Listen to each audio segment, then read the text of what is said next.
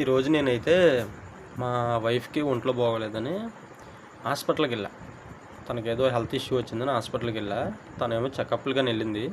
నేను అక్కడ ఒక సిచ్యువేషన్ చూశాను ఏంటంటే ఒక 75 సంవత్సరాలు ఉంటాయి పెద్ద ఆయన. అతనికి బహుశా ఊపిరితిత్తుల ప్రాబ్లం అనుకుంటా. హాస్పిటల్లో బెడ్ మీద పడుకుని ఆక్సిజన్ పెడుతున్నారు. ఆక్సిజన్ పెడుతుంటే పక్కనే ఒక వాళ్ళ మనవడు అయి ఉంటాడు బహుశా. వాళ్ళ మనవడు ఏం చేశాడంటే ఈరోజు ఒక్కరోజుకే ఆక్సిజన్ పెట్టడానికి 5,000 అయినాయి అని మాట్లాడుతుంటే పెద్ద ఆయన ఒకసారిగా ఏడవడం మొదలెట్టాడేంటి అని నేను పక్కనే ఉన్నాను కదా. నాకు ఏమనిపించిందంటే ఒకసారి ఇంటికి ఏడుస్తున్నాడో ఏంటనే ఒకసారి చూద్దామని నేను దగ్గరికి వెళ్ళా. దగ్గరికి వెళ్తుంటే తాతయ్య ఇంటికి ఏడుస్తున్నావు అని అడిగాడు వాళ్ళ మనవడు. అడిగితే అప్పుడు పెద్ద ఆయన అంటాడు కదా, నాకు 75 సంవత్సరాలు, ఇప్పటి వరకు దేవుడు నాకు ఉచితంగా ఇచ్చిన ఊపిరికి నేను ఇప్పటి వరకు ₹1 కూడా నేను ఖర్చు పెట్టలేదు.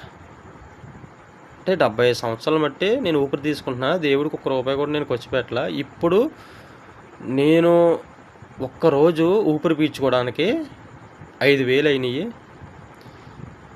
ఇప్పటి వరకు దేవుడిచ్చిన జీవితాన్ని, ఆరోగ్యాన్ని, ఊపిరిని చాలా తక్కువగా చూశాను నేను. ఇవన్నీ నాకు గుర్తొస్తుంటే ఏడుపు వచ్చేస్తుందిరా అని ఏడవడం మొదలెట్టాడు. ఆ పెద్ద ఆయన చెప్పిన మాటలు విన్న తర్వాత నాకైతే ఏమనిపించిందంటే, మనం బ్రతికే ప్రతిరోజు ఒక వరం, దేవుడిచ్చిన వరం. మనం పీల్చే ప్రతి శ్వాస చాలా విలువైంది.